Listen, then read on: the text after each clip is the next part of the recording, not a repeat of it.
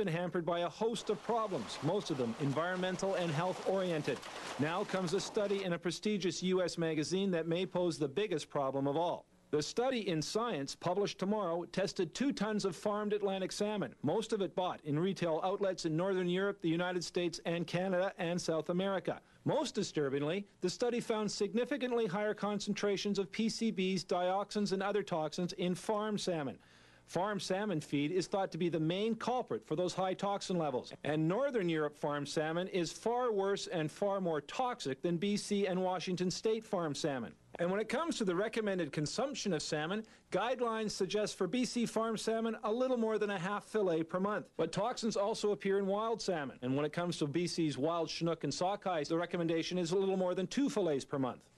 The study blames the feed given farmed salmon as the source of many of the toxins. That's something scientists such as Otto of the Suzuki Foundation have been saying for years. And that's where we get the source of contamination, largely is in the source of the fish food. BC's salmon farm industry, meanwhile, insists that even with the higher PCB count, farmed salmon is still very much safe to eat. What the report doesn't clearly state is that these levels are well below the tolerances that have been set by not only Canadian Food Inspection Agency, Health Canada, the U.S. FDA, and the World Health Organization.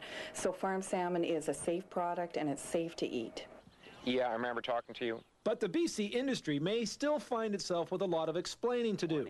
The international media is zeroing in on the story, as was evident when a Washington Post reporter phoned Otto during our interview. Toronto Star, I was just talking to them, Washington Post, and the New York Times, San Francisco, Los Angeles papers have picked it up. But look for the salmon farm industry to counter with this argument. PCBs and other toxins are found in wild salmon as well, and no one is suggesting they are a health risk.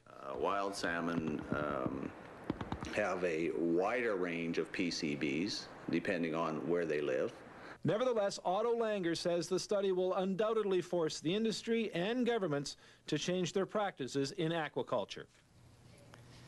The fish farming industry has been struggling with a strong opposition in this province for years. At the peak of the rhetoric, some restaurant chains were making a point of advertising that they served only wild fish.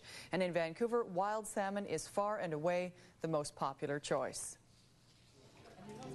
The Cannery restaurant has been serving seafood for over 3 decades. A year and a half ago, the Vancouver institution made a significant change. And now, only wild salmon is on the menu.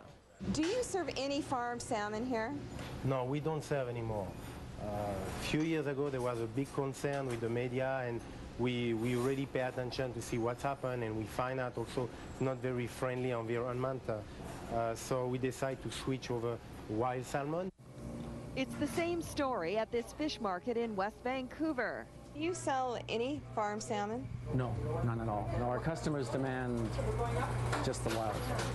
Even at $3.38 per 100 grams of sockeye, consumers are increasingly choosing wild over farmed. Across the board, wild salmon costs about 30 to 40% more. But people we talk to say they wouldn't buy farm fish at any price. I wouldn't even eat it. Why not?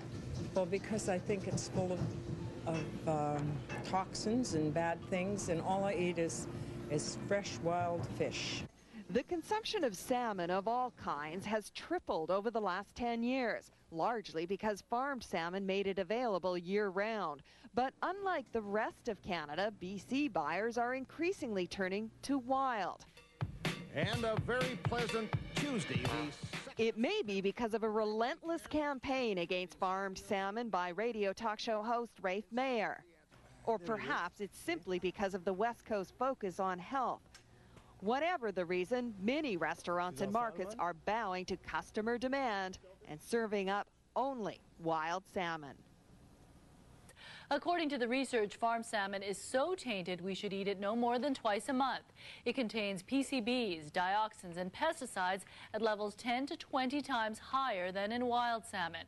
The BC Salmon Farmers Association is dismissing the findings, saying PCBs are also found in wild salmon. But critics say the study only confirms what they have been saying all along. Farm fish just is not safe.